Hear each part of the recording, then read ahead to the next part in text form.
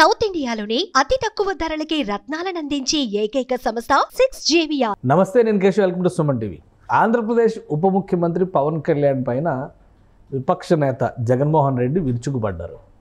విమర్శల విషయంలో ఏ మాత్రం తగ్గేదే లేదంటూ మళ్ళీ ఎన్నికల ప్రచార సభల్ని తలపిస్తూ ప్రతిపక్ష హోదాకి సంబంధించి కౌంటర్ చేశారు. అలానే పవన్ కళ్యాణ్ అసెంబ్లీలో చేసిన వ్యాఖ్యలకి కూడా తీవ్ర స్థాయిలో తనదైన శైలిలో విమర్శలు చేశారు. దీనిపైన కూటమి నాయకత్వం మొత్తం కూడా ఆగ్రహం వ్యక్తం చేసింది. అసలు ఏం జరిగింది, జగన్మోహన్ రెడ్డి అలా రియాక్ట్ అవ్వడానికి కారణం ఏంటి, విశ్లేషించే ప్రయత్నం చేద్దాం. మనతో పాటు అనలిస్ట్ చంద్ర శ్రీనివాస్ గారు. నమస్కారం. నమస్కారం అండి. పవన్ కళ్యాణ్ వర్సెస్ జగన్మోహన్ రెడ్డి అసెంబ్లీలో ఏదో జరుగుతుందని అందరూ ఎక్స్పెక్ట్ చేశారు. అసెంబ్లీకి వెళ్ళలేదు కాబట్టి ప్రెస్ మీట్లో జగన్మోహన్ రెడ్డి గారు ఒక విధంగా తోలనాడినట్టుగానే మాట్లాడారు. అంటే వైసీపీ భాష, సంస్కృతి, సంస్కారం ఇదే అన్న సంకేతం మరోసారి ఇచ్చారనుకోవాలా, లేదంటే సహజంగా ఆయన రియాక్షన్ శైలి అలా ఉంటుంది అనుకోవాలి? అంటే ఆయనలో మార్పు లేదని అర్థమైంది. ఎప్పుడు విలువలు, విశ్వసనీయత అనే పెద్ద పదాలు చెప్పే గౌరవనీయుల మాజీ ముఖ్యమంత్రి గారు అవి రెండు మర్చిపోయి అతని సభ్యత, సంస్కారం పూర్తిగా గాలికి వదిలేసి డిప్యూటీ సీఎం, ఇప్పుడు గౌరవనీయులైన మాజీ ముఖ్యమంత్రి అని మనం అనుకుంటాం, అది పాలసీ పాయింట్ ఆఫ్ వ్యూలో విభేదిస్తారు తప్పితే ప్రజల్లో ఉన్నది మనం చెప్తాం తప్పితే ఎప్పుడు ఆయన ఏకవచనంతో సంబోధించాం. అదేవిధంగా డిప్యూటీ సీఎం దేశ రాజకీయాల్లోనే ఆయనకంటూ ఒక పేరు ప్రతిష్టలు ఉన్నాయి. నేషనల్ మీడియా అంతా ఆయన చూపిస్తున్న సమయంలో 100% స్ట్రైక్ రేట్ మీకు కనపట్టలేదా? ఇప్పుడు మీలాగా 33 కేసులు పవన్ కళ్యాణ్ గారి మీద లేవే, దాదాపు సంవత్సరం పైన జైలు జీవితం ఆయన గడపలేదే. ఈ తండ్రి వారసత్వంగా తండ్రి డెడ్ బాడీ అక్కడ ఉన్నప్పుడే ఆ రోజు చిరంజీవి గారి దగ్గరికి వట్టి వసంత కుమార్ని బొత్స గారిని పంపింది మీరు కాదా ముఖ్యమంత్రి పదవి కోసం? ఈయన అలా ఏం చేయలేదే. అన్నం నుంచి రాజకీయాలు నేర్చుకున్నాడు, కానీ అన్నను కూడా కాదని చెప్పేసి దశాబ్దన్నర పోరాడి ఈరోజు స్వయం కృషి, ఈ సెల్ఫ్ మేడ్ మ్యాన్, స్వయం కృషితో ఎదిగాడు. ఈరోజు రాజకీయాలను శాసించే స్థాయికి ఎదిగాడు. మీరు ఆయన్ని అనేక వ్యక్తిగత హనం చేశారు. 4 వెహికల్స్ మార్చినట్టు, కార్లు మార్చినట్టు పిల్లలు మారుస్తారని ఇదే గౌరవనీయ మాజీ ముఖ్యమంత్రి అన్నాడు ఆ రోజు. దానికి ప్రతిఫలం ఏంటి అనేది పవన్ కళ్యాణ్ గారు చెప్పి చేశాడు. జగన్ నేను అదపాతాలను తొక్కపోతే నా పేరు పవన్ కళ్యాణ్ గారు జనసేన కదా. సరే, 150 నుంచి 11 సీట్లకి పరిమితం అయిపోయి ఈ స్థాయికి అయిపోయింది. మరి ఆయన గ్రాఫ్ ఎక్కడ ఉంది? పవన్ కళ్యాణ్ గ్రాఫ్ నెక్స్ట్ లెవెల్లో మోదీ గారి పక్కన ఉన్నది. అది కనపట్టలేదా? ఆయన బాధ అంతా ఏంటంటే 22 మంది ఎంపీలని గెలిపించండి, స్పెషల్ స్టేటస్ మెడల్ వంచి తీసుకొస్తాను మోదీ గారిది, ఎవరు ప్రధానమంత్రి స్పెషల్ స్టేటస్ లేదు, ఓన్లీ లేదు అపోజిషన్ స్టేటస్. ఆ స్పెషల్ స్టేటస్ నుంచి ఆ రోజు స్పెషల్ స్టేటస్ తేలేకపోయాడు కాబట్టి ఈరోజు మీకు ప్రత్యేకంగా ఈ ప్రతిపక్ష హోదా ఇవ్వని చెప్పంటున్నారు. అది కూడా ఈ లేని పరిస్థితిలో ఆ హోదా అడగలేదు కానీ ఈ హోదా వచ్చింది. అది సింపుల్ లాజిక్ చెప్తున్నా. కాబట్టి మీరెప్పుడు విలువలు విస్తృత మాటకు ముందు మాట తర్వాత అటువంటి వ్యక్తిగత అన్నం చేసిన మీరు వీ స్టాండ్ ఫర్ పోసాని అన్నప్పుడే మీరు మారరు అనేది అర్థమైపోయింది. చివరిగా నిన్న ఒక విలేకరు అడిగిన క్వశ్చన్కి ఆ విలేకరుల సమావేశం కూడా అది రికార్డ్ చేసి కొంతమంది ఆయనకు నచ్చిన వాళ్ళు తప్పితే విలేకరుల సమావేశం పెట్టింది లేదు. అదే విజ్ఞతతో గెలిచిన తర్వాత మీరు ఎప్పుడు తలకెక్కించుకోవద్దు, ఎక్కడ కూడా వైసీపీ వాళ్ళు ఒక మాట కూడా అనొద్దు అని చెప్పేసి అనటం పవన్ కళ్యాణ్ గారి సంస్కారం. మరి ఈయన ఎందుకు సంస్కారం వచ్చాడు? ఇప్పుడు మీరు ఇన్ని మాటలు చెప్తున్నారు కదా పవన్ కళ్యాణ్ గారి గురించి, మరి అన్నచాటు రాజకీయాలు ఏమి లేవు, మీరు తండ్రి చాటు రాజకీయాలతో ఎదిగారు. ఈ రోజున 150 సీట్లు వచ్చినాయి. ఓకే, వెళ్ళనుకో, మరి 11 సీట్లకు ఎందుకు పరిమితం అయ్యారనేది ఆలోచనతో ముందుకెళ్ళాలి. కానీ పవన్ కళ్యాణ్ గారు ఉన్నంతకాలం నా రాజకీయ జీవితం ప్రశ్నే, నాకు రాజకీయ జీవితం లేదనే బాధతో, అంటే ఆయన ఏదో కార్పొరేటర్కి ఎక్కువ, ఎమ్మెల్యేకి తక్కువ, మొదటిసారి గెలిచారు, ఆ పదాన్ని మొదటిసారి గెలిచారు కాబట్టి ఎగిరి పడుతున్నారు అన్నట్టుగా మాట్లాడుతున్నారు. మొట్టమొదటిసారి ఎమ్మెల్యే అయ్యాడు అన్నాడు. సరే, పవన్ కళ్యాణ్ గారికి 53 సంవత్సరాలు, ఆయనకి 52. సరే, ఒక సంవత్సరం పెద్ద ఏదైనా కానీ. సరే, మీరు కేశవ్ గారు చెప్పండి, దాదాపు 3 దశాబ్దాలు మీకు అనుభవం ఉంది. ఒక వ్యక్తిని, గౌరవప్రదంగా ఉన్న స్థానంలో ఉన్న వ్యక్తిని కించపరిచినట్టుగా నీ స్థాయి ఇదే అని చెప్పి మాట్లాడొచ్చా? నిజంగా ఇప్పుడు పవన్ కళ్యాణ్ గారి స్థాయి అదే అండి? 100 కోట్లు అంటే ఆయన సహజమైన స్టైల్, ఆయన సహజమైన స్టైలే. ఇప్పుడు దాన్ని బట్టి ఇప్పుడు మనం ఏమనుకోవాలంటే ఇక్కడ ఒకటి సార్, ఈయన మాటలు ఏమని అర్థమవుతుందంటే ఒక రకంగా జగన్ వల్లే రేపు రోజున పవన్ కళ్యాణ్ గారు ఇంకేదో భౌతిక దాడులు అక్కడక్కడ అటు ఇటు జరుగుతూ ఉన్నాయి అంటున్నారు కదా. రేపు రోజున ఈయన మాటతో రేపు భవిష్యత్తు జగన్ ఈ రాజకీయాల్లో అడ్డం వస్తున్న పవన్ని ఏం చేస్తాడని భయం కూడా ఒక రకంగా కార్యకర్తలకు ఉంటుంది కదా. ఆయన ధోరణి మార్చుకోకపోతే సరే, ఇప్పుడు ఆయన మెజార్టీ ఎంత మొన్న ఎప్పుడు 1,00,000, 2 లక్షలు ఉన్న మెజార్టీ. లోకేష్ గారు క్వశ్చన్ చేశారు. లోకేష్ గారు కూడా ఇప్పుడు లేని విధంగా చాలా ఇదిగా మొత్తం కూటమి మొత్తం ఒకటిగా ఐక్యత చూపిస్తున్నట్టు ఉంది. దానికి నిదర్శనం సార్, నిజంగా చంద్రబాబు నాయుడు గారు ఢిల్లీ నుంచి మాట్లాడాడు, గౌరవప్రదమైన మా అన్నలాంటి డిప్యూటీ సీఎం గారిని మాట్లాడటం, నువ్వు మూల్యం చెల్లించాలని చెప్పి లోకేష్ గారు మాట్లాడిన తీరు మేమంతా ఒకటే. ఈయన మాట్లాడే తీరు వల్లండి ముందు 5 సంవత్సరాలల్లో 10 అయింది. చివరికి జగన్ మొన్న పవన్ కళ్యాణ్ గారు 15 సంవత్సరాలు కలిసి ఉంటా ఉన్నారు. ఈయన నిన్న మాట్లాడిన తర్వాత ఈ కూటమి ఇక భవిష్యత్తు జగన్కి లేదనిపిస్తుంది. అదేవిధంగా ఈ కూటమి 10 సంవత్సరాలు ఉంటుంది అనే ప్రజల్లో కలుగుతుంది నమ్మకం. ఎందుకు ఈ పరిస్థితి ఎందుకు తీసుకొచ్చినాం? మీకు మెజార్టీ 2 లక్షల మెజార్టీ ఉన్నది 60,000కి ఎందుకు పడిపోయింది? 70,600 మెజార్టీతో డిప్యూటీ సీఎం పవన్ కళ్యాణ్ గారు పిఠాపురం నుంచి ఎందుకు గెలిచాడు? ఇప్పుడు మిమ్మల్ని కాదని చెప్పేసి మీ పిఠాపురం కుక్కను పెట్టినా గెలిచిద్దనే పరిస్థితి నుంచి ఒక పక్కన ఒంగోలు మీ సొంత బంధువు బాలినేని శ్రీనివాసరెడ్డి మిమ్మల్ని కాదని ఎందుకు వెళ్ళాడు? చివరి కార్పొరేట్లు కూడా 20 మంది మీరు కాదు మాకు ముఖ్యం బాలినేని అన్నారంటే, జనసేనలో వాళ్ళంతా జాయిన్ అయ్యారంటే మీరేం చేస్తున్నట్టు?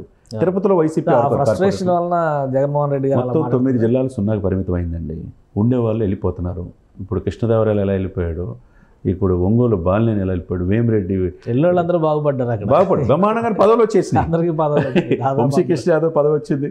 ఇక్కడేమో మన ఉదయభాను సామినేని ఉదయభాను బాలశౌరి గారు ఎంపీ అయ్యాడు. ఈయన దగ్గర నుంచి వదిలిన వాళ్ళందరూ కూడా ఉజ్వలన భవిష్యత్తు ఉంటుంది అనే దానికి ఈ పదవులే తర్కారం.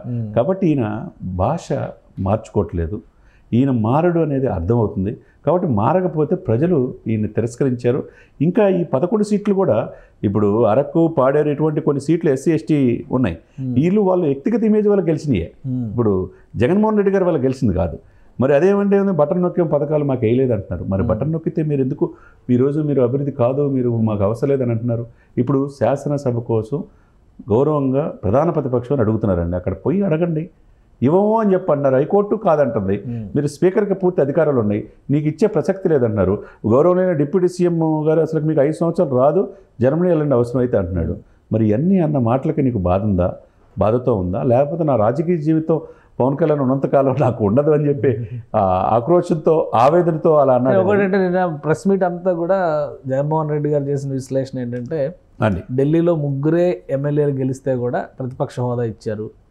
స్పీకర్ గారు ఒక రూలింగ్ ఇచ్చారు. మొత్తం డాక్యుమెంట్ అంతా చదివితే కూడా ఎప్పుడో ఆయన 1950s జరిగిన పరిణామాల నుంచి 95లో 76లో జరిగిన ఇవన్నీ ఎక్స్ప్లెయిన్ చేస్తూ వచ్చారు ఆయన.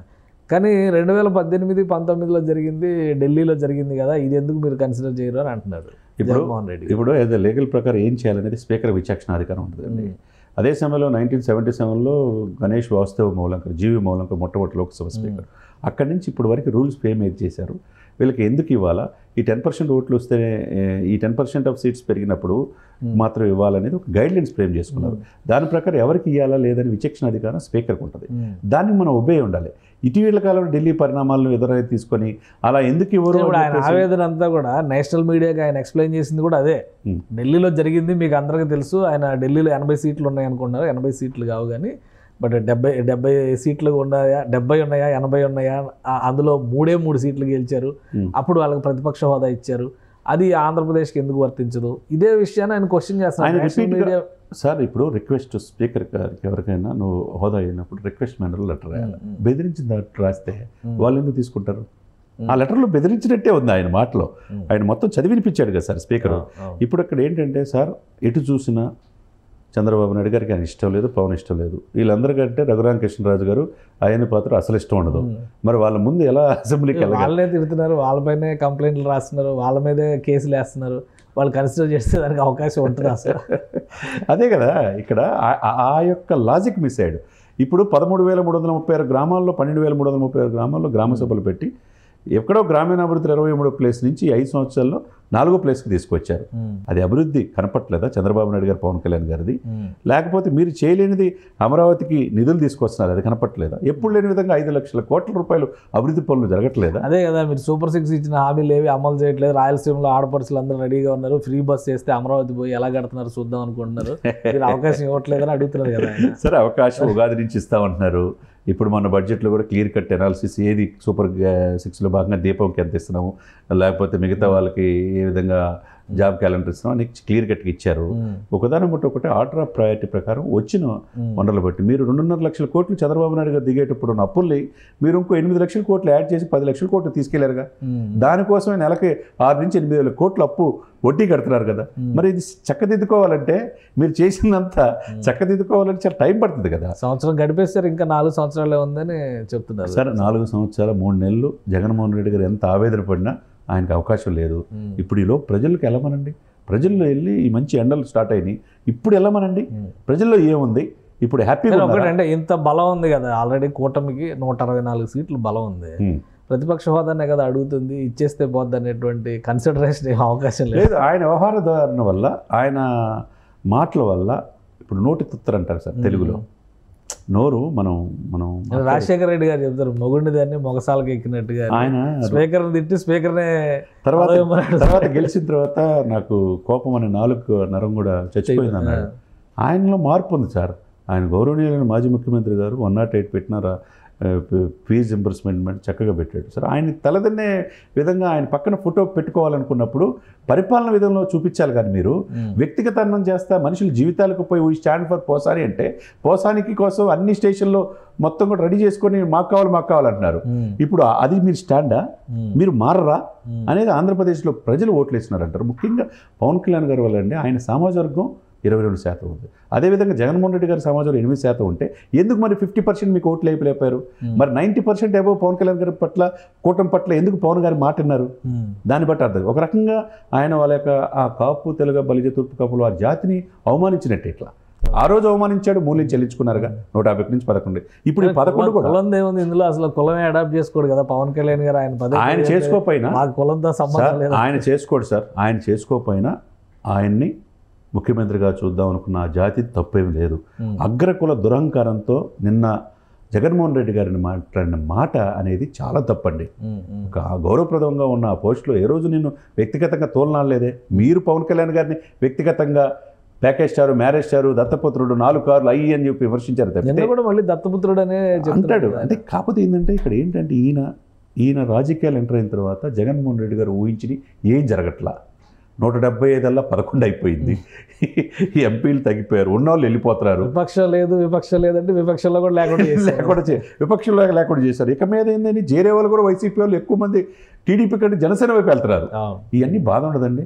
ఆ బాధతో కూడిన ఆవేశంతో, ఆ ఫ్రస్ట్రేషన్తో కూడిన నుంచి వచ్చిన మాటలే పవన్ కళ్యాణ్ గారిని ఆ విధంగా మాట్లాడారు. సీజన్ నడుస్తుంది కదా, ఎవరన్నా తోలనాడినా, విమర్శించినా, అడ్డగోలుగా మాట్లాడినా, సంస్కారహీనంగా వ్యవహరించినా కేసులు పెడుతున్నారుగా.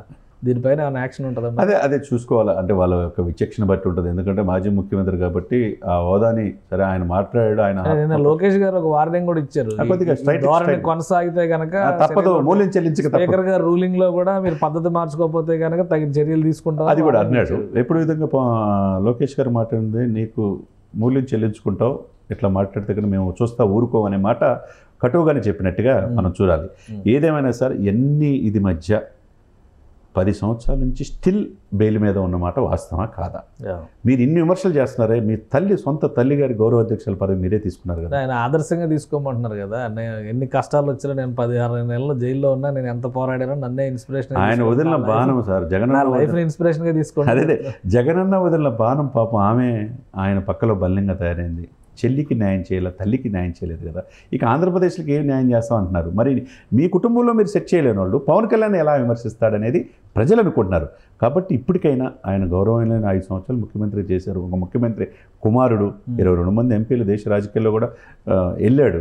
కాబట్టి విఘ్నతతో మాట్లాడితే సమాజం హర్షిస్తుంది. కాబట్టి సమాజానికి తిరస్కరణకు గురయ్యారనుకోండి, ఆయనకి రాబోయే రోజులు ఇంకా ఇబ్బందికర పరిస్థితులు ఎదుర్కొనే అవకాశం స్పష్టంగా రైట్. థ్యాంక్ యూ చంద్ర శ్రీనివాస్ గారు. ఇది జగన్మోహన్ రెడ్డి చేసినటువంటి వ్యాఖ్యలు ఖచ్చితంగా ఖండించదగినటువంటి వ్యాఖ్యలు. పవన్ కళ్యాణ్ వ్యక్తిత్వాన్ని కించపరిచే విధంగా, ఆయన అసూయతో, ద్వేషంతో ఒక జాతిని అవమానపరిచే విధంగా వ్యాఖ్యలు చేశారని చంద్ర శ్రీనివాస్ గారు విశ్లేషిస్తున్నారు. అలానే కూటమిలోని నాయకత్వం, ఐక్యత, ఈ రెండింటికి ఇది ఒక సంకేతంగా నిలుస్తుంది. అందరూ ఖండించడం, అదేవిధంగా జగన్మోహన్ రెడ్డి అనుసరిస్తున్న పద్ధతి ఎక్కడైనా మార్చుకోకపోతే రాజకీయంగా మరిన్ని తీవ్ర పరిణామాలు ఎదుర్కొనే ప్రమాదం ఉందని హెచ్చరిస్తున్నారు. ఇది special discussion. Keep watching. Suman టీవీలో మీ పర్సనల్ అండ్ బిజినెస్ ప్రమోషన్స్ కోసం కింది నెంబర్కి కాంటాక్ట్ చేయండి.